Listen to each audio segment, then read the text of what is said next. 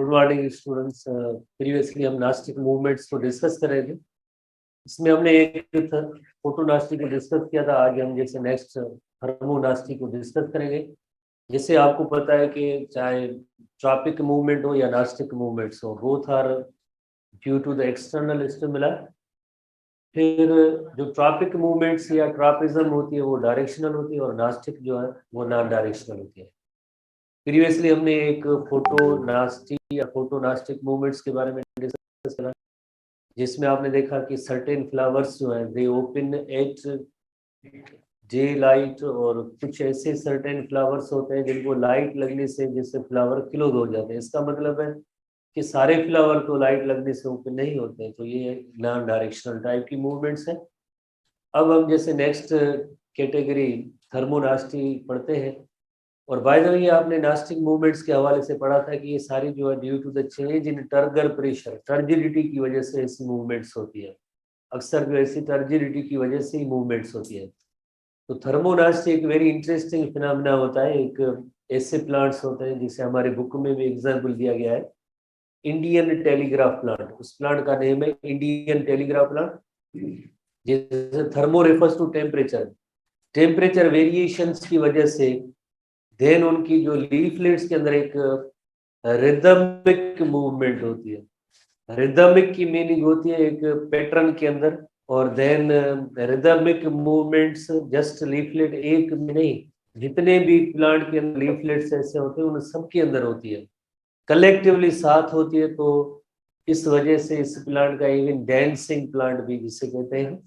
तो due to change in temperature, ये temperature का एक जैसे चेंज होती है उसका एक रेस्पॉन्स होता है, जैसे थर्मोनास्टी मूवमेंट्स। तो एग्जाम्पल है जैसे Indian telegraph plant, biological name book में हमारे पोडियम गायरिनस इसका बायोलॉजिकल नेम है, जिसकी मूवमेंट्स होती है up and down movement, the two lateral leaflets occur in rhythmic manner.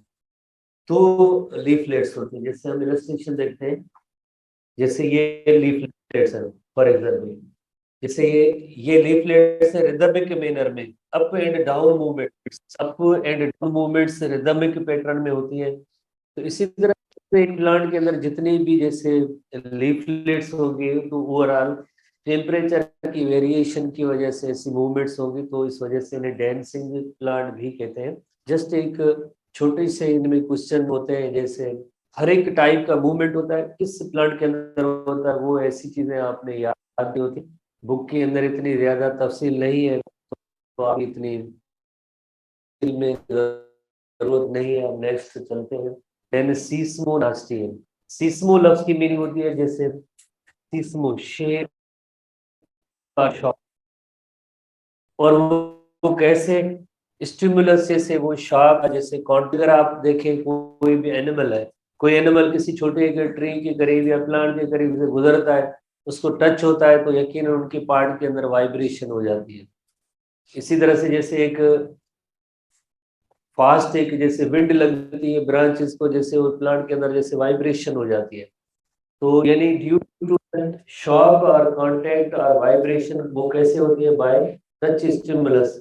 इसकी वजह से क्या होता है कि एक खास प्लांट जिसका नेम है touch me not plant, plant का नेम कॉमनली कहा touch me not plant, Mimosa pudica उसका बायोलॉजिकल नेम है, माइमोसा प्यूडिका। उसकी लीफलेट्स होती है छोटी छोटी, जैसे आपको पता है कंपाउंड लीफ होता है, उसके अंदर छोटे लीव्स होते हैं जिन्हें कहते हैं लीफलेट्स होते हैं। उनकी बेस पे एक स्ट्रक्चर होती है जिसका नेम होता है पल्वीनस होता है, बुक में इतनी ज्यादा डिटेल नहीं है। उनकी टर्जिडिटी लूज हो जाती है, या वो टर्जिड हो जाती है, लूज होती है तो बंद और ओपन होते रहते हैं। Touch me not factor external कौन सा है, एक्सटर्नल मैकेनिकल, जैसे टच स्ट्रॉन्ग विंड या कोई भी रेन ड्रॉप्स भी अगर इनको लगेंगे या लगेगी तो फौरन प्लांट की लीफलेट से बंद हो जाएगी, और तकरीबन 20 मिनट्स के बाद वापस जब टर्जिडिटी रिस्टोर होगी तो ये ओपन हो जाते हैं। तो इस तरह के प्लांट का एग्जाम्पल जैसे मूवमेंट एग्जाम्पल है टच मी नॉट प्लांट, और माइमोसा प्यूटी का बायोलॉजिकल नेम है, टच मी नॉट इस प्लांट का कॉमन नेम है। किस तरह से होता है, जैसे ये लीफलेट्स होते हैं, यकीनन कंपाउंड लीफ के लीफलेट्स होते हैं, ऐसी स्ट्रक्चर्स होते हैं जिन्हें कहते हैं पल्वीनस कहते हैं, काफी सारे पल्वीनस होते हैं। तो इन पल्वीनस की टर्जिडिटी की वजह से ये इनकी ओपनिंग और क्लोजिंग ऑफ फोल्डिंग जैसे होती है, जैसे एक मीनाट प्लांट जैसे बिफोर कोई टच स्टिमुलस शेक स्टिमुलस जैसे ये कंपाउंड लीव्स सारे ओपन पड़े हैं। जैसे इसको जैसे वो स्टिमुलस मिला तो से बंद हो गए। कब ओपन होंगे? करीबन 20 मिनट्स के बाद। क्यों ओपन होंगे? बिकॉज सर्जिलिटी की वजह से। जैसे ये अगेन जैसे इलस्ट्रेशन के जरिए जैसे ये मेन पल्वीनस है, उसके अलावा और भी सेकेंडरी पल्वीनस काफी सारे पल्वीनस होते हैं, टर्शरी पल्वीनस होते हैं। तो इनकी टर्जिलिटी की वजह से जैसे टर्जिलिटी लूज हो जाती है तो देन आफ्टर ये जो बेंडिंग हो जाएंगे, यही सेम जो लीफ है वो बेंड होगा। बेंड के बाद जैसे दोबारा से टर्जिट हो जाएंगी तो लीफलेट्स ओपन हो जाते हैं। कोई जादू मैजिक नहीं है कि ये ऐसा क्यों हुआ, बिकॉज ऑफ पल्वीनस। उसके बाद निक्टीनास्टी। निक्टीनास्टी जैसे कई ऐसे प्लांट्स होते हैं, हम देखते हैं कि डे या नाइट की जैसे वो जो वेरिएशंस होती है, चेंजेस होती है, उसकी रिस्पांस में उनके लीफलेट्स बंद हो जाते हैं। जैसे इसमें तो टच फैक्टर था, पर उसके अंदर जैसे डे या नाइट की जैसे वेरिएशंस होती है उसकी वजह से लीफलेट्स क्लोज हो जाती है, फोल्ड हो जाती है। जैसे अक्सर हमारे बुक के अंदर एक बीन प्लांट है, और भी कई अक्सर हम प्लांट्स देखते हैं, शाम का वक्त होता है, हम कहते हैं कि ये सो गए, लीफ इनके सो गए। तो बीन के लीव्स के अंदर ये ऐसे ऑब्जर्व होती है जो वो जो भी जैसे टर्गर प्रेशर की वजह से है। जैसे शाम या रात होती है तो टर्गर प्रेशर लूज हो जाता है तो लीफलेट्स फोल्ड हो जाती है, इस तरह से जो है ये बंद हो जाता है। पर हम जैसे इसका स्टिमुलस होगा डे एंड नाइट की वेरिएशंस है उसकी वजह से होता है। और such movements are called sleep movements. निक्टीज लफ्ज मीनिंग होता है स्लीप।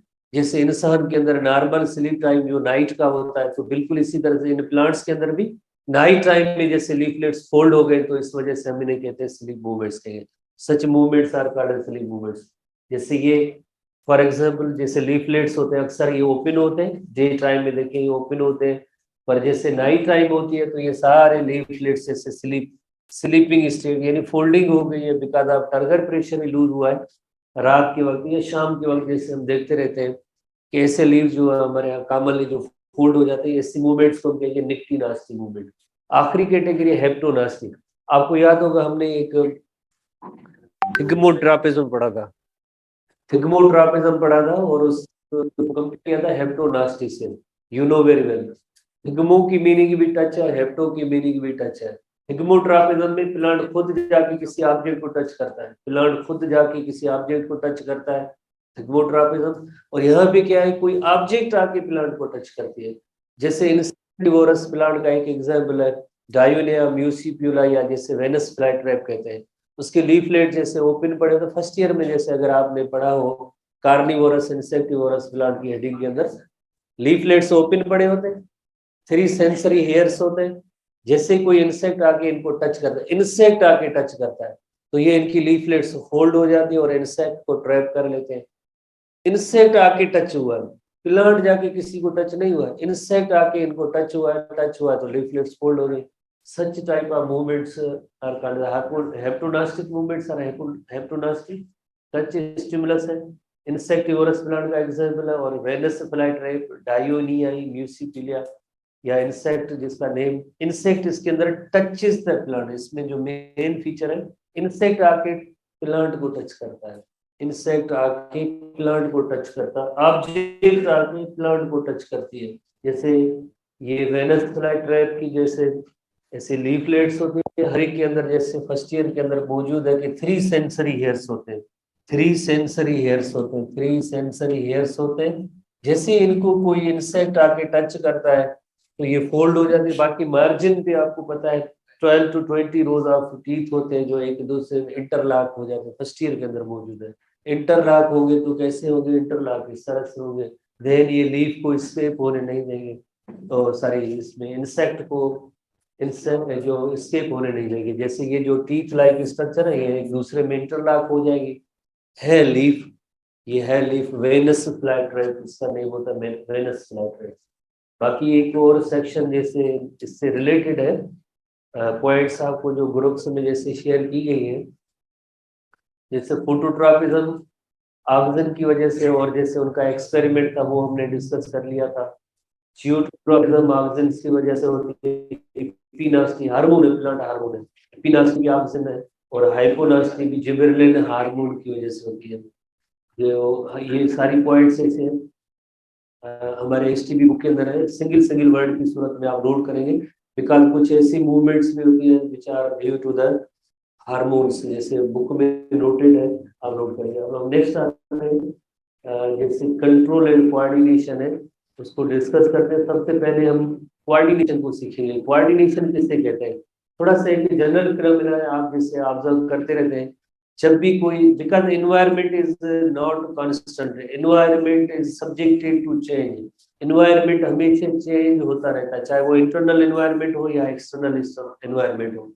तो स्टिमुलस क्या है, चेंज अकर्स इन इंटरनल और एक्सटर्नल एनवायरनमेंट। अगर किसी भी इंटरनल या एक्सटर्नल एनवायरनमेंट में, हमेशा जैसे हम कहते हैं कि एनवायरनमेंट एक जैसा सेम सिमिलर नहीं होता है, इसको चेंज करने के लिए जैसे receptors, we have receptors, receptor इस चेंज को डिटेक्ट करते हैं। रिसेप्टर का इस चेंज को डिटेक्ट करते हैं, फिर देन कोई रिस्पांस नहीं देते, पर इसी चेंज को आगे भेज देते हैं कंट्रोल सेंटर की तरफ, और कंट्रोल सेंटर के अंदर ऑलरेडी एक सेट पॉइंट है, और ये जो इंफॉर्मेशन आई है ये क्या है, एक नई इंफॉर्मेशन है। कंट्रोल सेंटर के अंदर ऑलरेडी एक सेट पॉइंट मौजूद है, और ये एक नई इंफॉर्मेशन आई है, चेंज थी। चेंज को डिटेक्ट हमारे रिसेप्टर्स ने किया, और उन्होंने आगे इंफॉर्मेशन जैसे भेज दी थी कंट्रोल सेंटर में। कंट्रोल सेंटर में ऑलरेडी एक सेट पॉइंट मौजूद है, यानी नॉर्मल चीज क्या है, ये तो चेंज आई है ना, उससे जो नॉर्मल वैल्यूज है या नॉर्मल जो मैकेनिज्म होती है या होम्योस्टैटिक की मैकेनिज्म आप कहें, वो ऑलरेडी सेट होती है इसके अंदर कंट्रोल सेंटर के अंदर, पर उससे ये जरा चेंज आई है। तो change is compared to the set point, ये change is compared to the set point, जिसे कहते हैं इंटीग्रेशन, कहते हैं एनालिसिस, कहते हैं। कंट्रोल सेंटर के अंदर इंटीग्रेशन या एनालिसिस होगी। एनालिसिस होने के बाद एक एप्रोप्राइट जैसे डिसीजन होगा कि क्या होना चाहिए इस सिचुएशन में। एप्रोप्राइट कमांड या जो ऑर्डर होगा, एक कमांड या ऑर्डर होगा, यकीनन इफेक्टर्स तक आएगा, और इफेक्टर्स क्या प्रोड्यूस करेंगे, इफेक्टर्स रिस्पांस प्रोड्यूस करेंगे। Effectors will produce response. जब इस इफेक्टर्स रिस्पांस प्रोड्यूस करेंगे तो ये जो चेंज थी जो करेक्ट हो जाएगी, अब स्टिमुलस रहेगा ही नहीं, होम्योस्टेसिस की मैकेनिज्म जैसे मेंटेन हो जाएगी। तो फिर दोबारा से जब स्टिमुलस आएगा तो ये सेम सिचुएशन होगी, वरना जैसे हमारी बॉडी के अंदर ऐसा एक निजाम मौजूद है, चेक एंड बैलेंस का मौजूद है, जिसमें वेरियस कंपोनेंट्स होते हैं। कौन से कंपोनेंट्स होते हैं, जैसे स्टिमुलस होता है उसका, जैसे कोई भी मिलता रहता है तो उसको डिटेक्ट करने के लिए रिसेप्टर्स होते हैं। रिसेप्टर्स जो है कंट्रोल सेंटर की तरफ इंफॉर्मेशन भेजते हैं। Control centre must be there because उसके अंदर ऑलरेडी कोई एक सेट पॉइंट होती है, और उसी की वजह से जैसे ये कोई भी चेंज होती है तो उसको चेंज को डिटेक्ट कर सकते हैं ना, चेंज को एनालिसिस कर सके, पहले तो एक सेट पॉइंट होनी चाहिए ना। तो उसमें क्या चेंज आई है, वो ही जैसे कंट्रोल सेंटर उसको इंटीग्रेट करता है, एनालिसिस करता है, देन उसके अकॉर्डिंगली डिसीजन करके एक एप्रोप्रिएट कमांड या ऑर्डर जो देगा आगे इफेक्टर्स को। और इफेक्टर्स मसल्स भी हो सकते हैं, ग्लैंड्स भी हो सकते हैं हमारी बॉडी के अंदर, जो क्या करेंगे, एक रेस्पॉन्स प्रोड्यूस करेंगे। इसी तरह से जो चेंज आई थी वो चेंज करेक्ट हो जाएगी। तो ये पूरी मैकेनिज्म को ये कोऑर्डिनेशन है, कोऑर्डिनेशन की है। और इसके अंदर जो कंट्रोल सेंटर होता है वो हमारी बॉडी के अंदर सीएनएस होता है, सेंट्रल नर्वस सिस्टम होता है, जिसमें जो मेन कंट्रोल सेंटर हमारा जो ब्रेन होता है। और क्योंकि यहाँ पे जैसे सारी इंफॉर्मेशन आके यहाँ पे आती है, और यहीं पे जैसे इंटीग्रेशन और एनालिसिस होती है, इंटीग्रेशन या एनालिसिस होने के बाद एक प्रोप्राइटर कमांड्स या ऑर्डर्स भी यहीं से जो जाते हैं। इस वजह से हम कहते हैं कि ब्रेन हमारा जो है कंट्रोल सेंटर है पूरी बॉडी का। Brain and spinal cord, CNS के अंदर ब्रेन एंड स्पाइनल कार्ड जो होते हैं ये कंट्रोल सेंटर होते हैं। तो इसी वजह ये पूरी मैकेनिज्म को हम समझने की कोशिश करेंगे। डेफिनेशन क्या है, एक कोऑर्डिनेशन जिसके अंदर वेरियस कंपोनेंट्स मिलके कोई एक स्मूथ फंक्शन, कोई एक होम्योस्टेटिक की कंडीशन जैसे बॉडी के अंदर जो मेंटेन होती है बिकॉज ऑफ इतने ज्यादा कंपोनेंट्स की वजह से। तो ये सारे एक दूसरे के साथ अगर इंटर रिलेटेड ना हो, सारे एक दूसरे के साथ इनके आपस में कोऑर्डिनेशन ना हो, कोऑर्डिनेशन अगर ना हो तो जैसे कोई भी होम्योस्टेटिक की मैकेनिज्म मेंटेन नहीं होगी। अगर कोई भी चेंज आ रही है, भले चेंज आए, क्या हुआ तो यकीनन जैसे एक एबनॉर्मल कंडीशन हो जाती है। तो नेचर ने हमारे लिए जैसे एक ऐसी मैकेनिज्म रखी है, कोऑर्डिनेशन एंड कंट्रोल, जिसकी वजह से अगर कोई चेंज आ भी जाए बॉडी के अंदर, तो बॉडी के अंदर सिस्टम होना चाहिए जो उस चेंज को भी डिटेक्ट करे, उस चेंज को एनालिसिस करे, इंटीग्रेट करे, उस चेंज के अकॉर्डिंगली बॉडी एक नॉर्मल जैसे कोई कमांड या ऑर्डर देके होम्योस्टेटिक मैकेनिज्म को रिस्टोर करे, होम्योस्टेटिक मैकेनिज्म को मेंटेन करे। तो इसमें हम सबसे पहले डेफिनेशन सीखेंगे कि what is coordination, number 2 is what is control. Control जैसे अभी हमने पढ़ा, ये डायग्राम बहुत इंपॉर्टेंट है, और इसमें जैसे मजीद हम जैसे इसे ही डिस्कस कर लेते हैं। जैसे फॉर एग्जांपल एक छोटी सी एक पॉइंट है कि यहाँ पे कोई भी अगर स्टिमुलस है, स्टिमुलस की मीनिंग होती है जैसे अगर हम कोई वाल लिजर्ड देखे, स्नेक देखे, कॉकरोच देखे, जो हम जिससे सब डरते हैं, वाल लिजर्ड से भी डरते हैं काफी सारे स्टूडेंट, कॉकरोच से भी डरते हैं, स्नेक से भी डरते हैं, पता नहीं क्या होगा। उसको किसने देखा? आइज ने देखा। तो आइज का रोल क्या हुआ? आइज का रोल हुआ रिसेप्टर्स, और रिसेप्टर्स आगे इंफॉर्मेशन किसको भेजेंगे, इनपुट सेंसरी किसको देंगे? यकीनन ब्रेन को देते हैं। और ब्रेन के अंदर क्या होता है? ब्रेन के अंदर इंटीग्रेशन का अमल होता है। इंटीग्रेशन या एनालिसिस होने के बाद एक एप्रोप्राइट कमांड, जैसे कमांड होगा तो पहले उसका एक डिसाइड करेंगे, और देन ये कमांड या आउटपुट जो होगी वो किसको देंगे? मसल को या ग्लैंड को देंगे, और देन यकीनन एक एप्रोप्राइट फंक्शन जो होम्योस्टेटिक की मैकेनिज्म जो मेंटेन हो सकती है। तो ये हमारी बुक के अंदर ऐसी जैसे इलस्ट्रेशन भी मौजूद है। उसके अंदर काफी, इस डायग्राम के अंदर आप सिंगल डायग्राम को देखेंगे तो आप हेडिंग्स आप समझ सकते हैं कैसे। जैसे फॉर एग्जाम्पल रिसेप्टर से इंफॉर्मेशन जब कंट्रोल सेंटर तक आती है, रिसेप्टर से इंफॉर्मेशन कंट्रोल सेंटर तक आती है, उसे हम कहते हैं afferent nerve pathway. Afferent nerve pathway, receptor से कंट्रोल सेंटर तक जो इंफॉर्मेशन आती है, कंट्रोल सेंटर तक इंफॉर्मेशन आती है, तो उसे हम कहते हैं अफरेंट नर्व पाथवे, या simply afferent pathway, afferent nerve pathway. Receptor से कंट्रोल सेंटर तक इंफॉर्मेशन आती है तो उसे कहते हैं अफरेंट नर्व पाथवे। इसी तरह से कंट्रोल सेंटर से इफेक्टर्स तक जो इफरेंट इफरेंट, जैसे एबीसी के अंदर जैसे ए पहले आता है और ई बाद में आता है, तो इसी तरह से पहले जो रिसेप्टर से जो इंफॉर्मेशन कंट्रोल सेंटर तक आती है तो वो अफरेंट पाथवे होगा, और देन जो होगा वो इफरेंट पाथवे होगा। तो दो सवाल ये नोट करेंगे, प्लस में तीन मजीद और सवाल इसमें मौजूद है। रिसेप्टर से जो कंट्रोल सेंटर तक इंफॉर्मेशन आती है उन्हें वो सेंसरी न्यूरॉन के जरिए आते हैं, वो इंफॉर्मेशन सेंसरी न्यूरॉन के जरिए आती है। कंट्रोल सेंटर से इफेक्टर तक कमांड या ऑर्डर जो है मोटर न्यूरॉन्स के जरिए आते हैं। और ब्रेन के अंदर क्या होता है? ब्रेन के अंदर इंटर न्यूरॉन होते हैं जो इंटीग्रेशन करते हैं, इंटर न्यूरॉन होते हैं। कंट्रोल सेंटर के अंदर इंटर न्यूरॉन्स होते हैं। तो इसी तरह से आपने 3 टाइप के न्यूरॉन्स को भी जैसे आप समझ सकते हैं कि उनका फंक्शन भी क्या होता है, पाथवे भी क्या है। 3 और 2 5 सवाल जो इसे एक छोटी सी इलस्ट्रेशन के अंदर मौजूद है। अब सबसे पहले हम आते हैं कोऑर्डिनेशन की। जैसे डेफिनेशन क्या होनी चाहिए, बुक में नहीं है इतनी, पर हम यहाँ पे नोट करते हैं।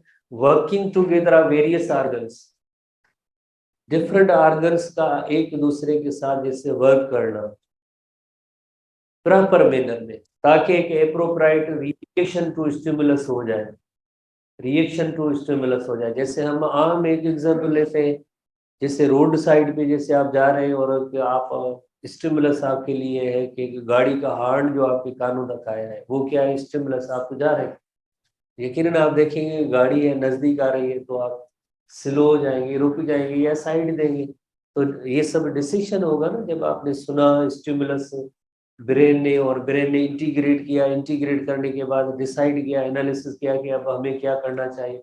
जो आपने काम किया, यानी एक साइड पे हो गए, रुक गए या तेज चले, जो कुछ भी। तो ये अगर इसमें इतने ज्यादा ऑर्गन, आपके सेंसरी रिसेप्टर से लेकर ब्रेन, ब्रेन से मसल्स अगर ये इन्वॉल्व ना होती तो कोई भी स्मूथ फंक्शन परफॉर्म ना हो पाता। इस वजह से जो डेफिनेशन है working together of various organs, किस लिए? ताकि एक प्रॉपर मैनर में जो है एप्रोप्राइटरी हो किसके अगेंस्ट, स्टिमुलस के। तो ये तभी पॉसिबल है जब इतने different working together of various organ, ये इतने कंपोनेंट्स आपस में इनकी कोऑर्डिनेशन होगी तो ही काम चल पाएगा। अदरवाइज जैसे आपको पता है यकीनन कोई नॉर्मल फंक्शन नहीं होगा। दो लफ्ज हैं, जैसे जनरली तो अभी हमने पढ़े, पहले स्टिमुलस होता है और उसके बदले में रिस्पांस होता है, पर उसके दरमियान क्या है?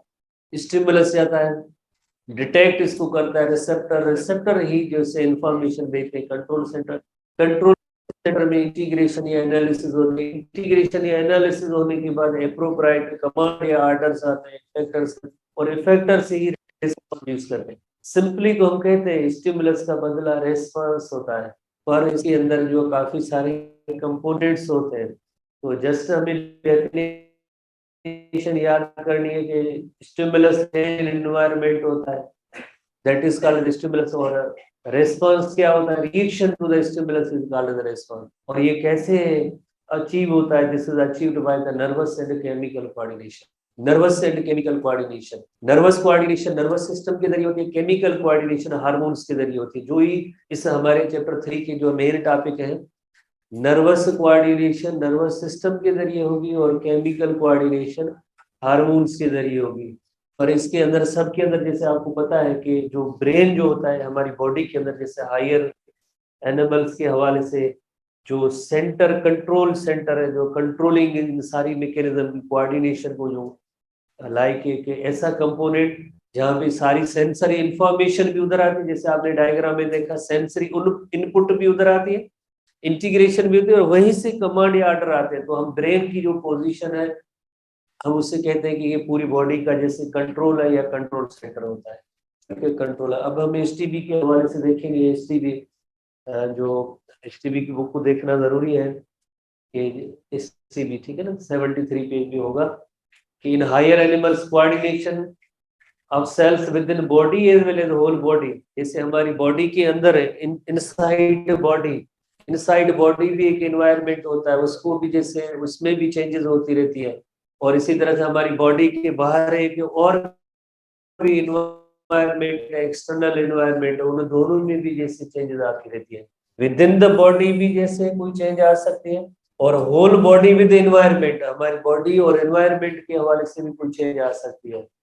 तो इसकी जैसे एक प्रॉपर जैसे कोऑर्डिनेशन होगी, यकीनन कैसे? बाय नर्वस एंड हार्मोनल और केमिकल कोऑर्डिनेशन होगी। जो नर्वस कोऑर्डिनेशन होगी वो नर्वस सिस्टम के जरिए, और केमिकल कोऑर्डिनेशन होगी वो एंडोक्राइन सिस्टम के जरिए अचीव होगी। इसी तरह से जब ये दोनों सिस्टम मिलकर काम करेंगे, two coordination system connect to sensory and effector system. Sensory effector system क्या होता है? सेंसरी इनपुट रिसेप्टर से इंफॉर्मेशन कंट्रोल सेंटर तक आती है, ये सारी सेंसरी इनपुट जो सेंसरी सिस्टम है। इफेक्टर सिस्टम कंट्रोल सेंटर से जो है लाइक जो इफेक्टर तक कमांड या ऑर्डर आते हैं, और इफेक्टर उसके अकॉर्डिंगली इफेक्टर को एक फंक्शन जैसे परफॉर्म कर रहा है। तो इसी की वजह से लाइक एक प्रॉपर बिहेवियर आते हैं या होम्योस्टेसिस की मैकेनिज्म मेंटेन होती है, जब इन दोनों की जैसे दिस टू कोऑर्डिनेशन सिस्टम, कौन से दो कोऑर्डिनेशन सिस्टम? नर्वस सिस्टम और एंडोक्राइन सिस्टम, जो केमिकल कोऑर्डिनेशन उनके जरिए जैसे ये फंक्शन जिससे प्रॉपरली हो सकता है। अगेन वही सेम चीजें हैं, जैसे स्टिमुलस होता है लाइक सेंसरी इनपुट जो होती है कंट्रोल सेंटर वहां तक आती है, वहां पे इंटीग्रेशन होती है, डिसीजन होता है, मोटर आउटपुट होता है, यानी कमांड या ऑर्डर्स होते हैं वो इफेक्टर्स तक आते हैं, और इफेक्टर्स प्रोड्यूस रिस्पांस। और ये सारी जो स्ट्रेटजी है, ये सारी स्ट्रेटजी यकीनन जैसे एक न्यूरॉन के जरिए होती है। नर्वस सिस्टम जो हमारा नर्वस कोऑर्डिनेशन हम पढ़ेंगे, नर्वस कोऑर्डिनेशन के हवाले से जब पढ़ेंगे नर्वस सिस्टम, तो उसके अंदर एक नर्व सेल होता है और न्यूरॉन होता है, और दूसरा होता है ग्लियल सेल। अगर पहले सबसे पहले हम नर्वस सिस्टम को अगर डिस्कस करते हैं, तो नर्वस सिस्टम में दो कंपोनेंट्स को हम डिस्कस करेंगे। एक जैसे नर्व सेल होता है, नर्व सेल जिससे न्यूरॉन और नर्व सेल, और दूसरा कंपोनेंट होगा गिलियल सेल, गिलियल सेल और न्यूरोगिलिया। तो ये हमारी मेन हेडिंग्स है। तो सबसे पहले हम नर्व सेल की तरफ आते हैं। एक टिपिकल जो नर्व सेल होता है उसके अंदर कौन कौन से कंपोनेंट्स होते हैं। नर्व सेल के अंदर जैसे सबसे पहले एक कंपोनेंट होता है जिसे हम कहते हैं डेंड्राइट्स कहते हैं। दूसरा कंपोनेंट होता है जिसे हम कहते हैं साइटोन और सेल बॉडी। साइटोन भी कहते हैं, सेल बॉडी भी कहते हैं। और तीसरा कंपोनेंट सोमा भी कहते हैं। नंबर 3 जो कंपोनेंट होता है उसे एक्सोन कहते हैं। तो 3 कंपोनेंट होते हैं किसी टिपिकल नर्व सेल और न्यूरॉन के। हम एक इलस्ट्रेशन पे आते हैं। इसके इलस्ट्रेशन पे जैसे सबसे पहले लाइक डेंड्राइट्स को हम शो करते हैं कि किस तरह से डेंड्राइट्स की अरेंजमेंट होती है। तो काफी सारे जो डेंड्राइट्स हैं से डेंड्राइट्स जो शार्ट फाइबर्स होते हैं, ऐसे डेंड्राइट्स जो शार्ट फाइबर्स होते हैं, छोटे छोटे फाइबर्स होते हैं। और ये रिसीविंग एंड कहलाते हैं। रिसीविंग एंड का मतलब होता है कि स्टिमुलाई को रिसीव करने का काम इन डेंड्राइट्स का होगा। स्टिमुलाई को रिसीव करने का काम इन्हें हम कहते हैं, ये डेंड्राइट्स है। और dendrites are the receiving end. Dendrites जो है ये रिसीविंग एंड होते हैं। रिसीविंग एंड है। रिसीविंग एंड का मतलब है ये सिग्नल और इम्पल्स को जैसे या कोई भी चेंज होती है उसको डिटेक्ट करते हैं। डिटेक्ट करते हैं और डिटेक्ट करने के बाद इसको आगे दूसरा सेक्शन होता है जिसे हम सोमा और साइटोन। ये साइटोन, सोमा और सेल बॉडी, सोमा भी कहते हैं या सेल बॉडी कहते हैं, उस तरफ जो ये इंफॉर्मेशन भेज देते हैं। रिसीविंग एंड है। और रिसीविंग एंड के बाद जैसे यकीनन डेंड्राइट के बाद ये सोमा और साइटोन की तरफ आती है। तो जितने भी डेंड्राइट्स हैं ये आप देख रहे हैं कि शार्ट फाइबर्स होते हैं, लॉन्ग नहीं है। शार्ट फाइबर्स हैं, तादाद में भी जरा ज्यादा है, मैनी है। और इनका काम होता है कि लाइक ये receiving end of the neuron, sensory जैसे कोई भी जैसे इंफॉर्मेशन वगैरह होती है उसको रिसीव करने का काम डेंड्राइट्स का होगा। किस तरफ आगे रिसीव करने के बाद इंफॉर्मेशन साइटोन, सोमा और सेल बॉडी को दे देते हैं। उसके बाद जैसे साइटोन, सोमा और सेल बॉडी है उसके अंदर 2 कंपोनेंट्स हैं। कौन से 2 कंपोनेंट्स होते हैं साइटोन और सोमा और सेल बॉडी के अंदर? एक जैसे साइटोप्लाज्म होता है, दूसरा न्यूक्लियस होता है। साइटोप्लाज्म और न्यूक्लियस। साइटोप्लाज्म के अंदर सारे ऑर्गेनील्स होते हैं, जितने भी एक सेल के अंदर जो ऑर्गेनील्स होते हैं वो सब इस साइटोप्लाज्म के अंदर ऑर्गेनील्स मौजूद है। जैसे माइटोकॉन्ड्रिया मौजूद है, राइबोसोम्स मौजूद है, गोल्गी बॉडीज मौजूद है, एंडोप्लाज्मिक रेटिकुलम मौजूद है, लाइसोसोम्स मौजूद है। सब ऑर्गेनील्स साइटोप्लाज्मिक ऑर्गेनील्स होते हैं वो इस सोमा के अंदर मौजूद है। साइटोप्लाज्म भी इसी के अंदर और न्यूक्लियस भी इसी के अंदर होता है। जस्ट ये न्यूक्लियस है, ये पार्ट जो न्यूक्लियस होता है। और इसके बाहर जो है ये सारे ऑर्गेनील्स होते हैं। पर एक खास किस्म का ऑर्गेनील होता है जिसे कहते हैं निजल्स सब्सटेंस और निजल्स ग्रेन्यूल्स। वेरी टिपिकल एक खास किस्म की एक ग्रेन्यूल और सब्सटेंस जिसे कहते हैं निजल्स सब्सटेंस। निजल्स सब्सटेंस। निजल सब्सटेंस हमारे बुक के अंदर जैसे आप देखेंगे, निजल सब्सटेंस राइबोसोम्स की कलेक्शन है। राइबोसोम्स की कलेक्शन है। पर से लिखते हैं कि इसके अंदर आरईआर भी होता है, रफ एंडोप्लाज्मिक रेटिकुलम भी होता है। Nissl substance. निजल सब्सटेंस के अंदर हिस्ट्री भी में है कि सिर्फ राइबोसोम है, पर अदर बुक्स जो होते हैं वो कहते हैं कि इनके अंदर आरईआर, रफ एंडोप्लाज्मिक रेटिकुलम भी होता है। तो साइटोप्लाज्म और न्यूक्लियस साइटोन, सोमा और सेल बॉडी कहेंगे।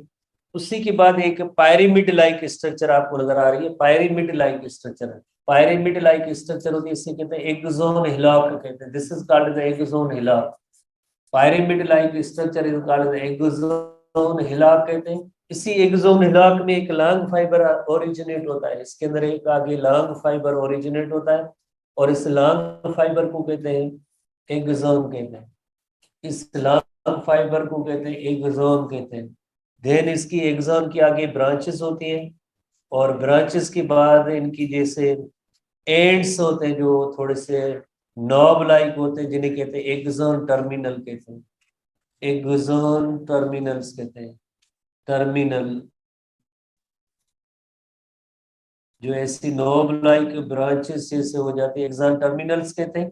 जैसे हर एक एग्जाम टर्मिनल के अंदर आगे जो फर्दर क्या होगा हम उस पे आते हैं। छोटी छोटी जैसे वेजिकल्स होती हैं और वेजिकल के अंदर जो केमिकल होता है जिन्हें हम कहते हैं न्यूरोट्रांसमीटर।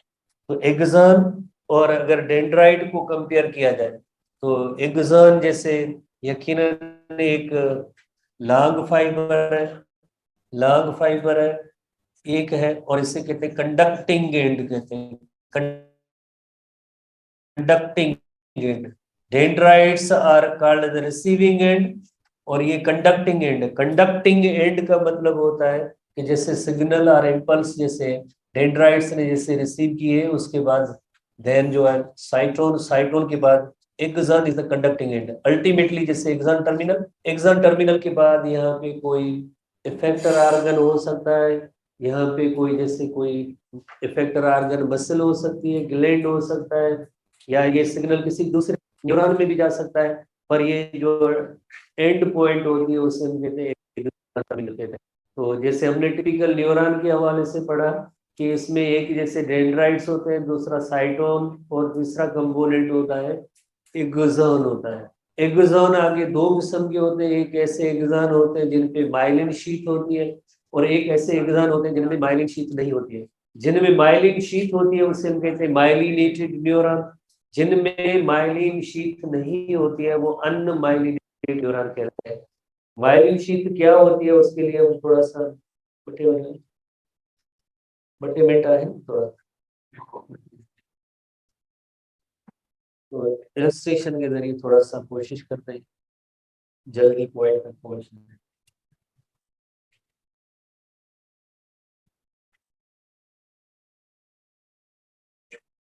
जैसे ये ओवरऑल जैसे न्यूरॉन की जैसे इलस्ट्रेशन है, तो न्यूरॉन की ये जो छोटे फाइबर्स आपको नजर आ रहे हैं, मेनी फाइबर जिन्हें हम कहते हैं डेंड्राइट्स कहते हैं, और ये एरोस का मतलब है कि ये रिसीविंग एंड है।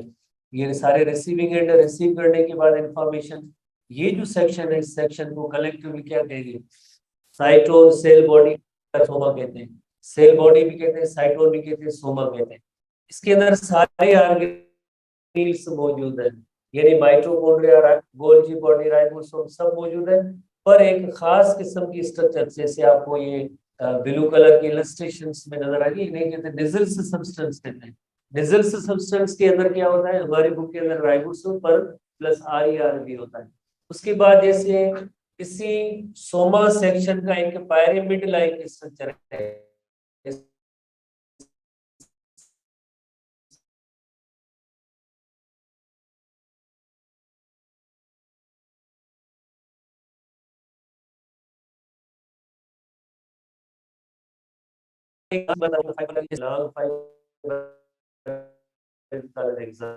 उसके बाद जो इसकी जो ब्रांचेस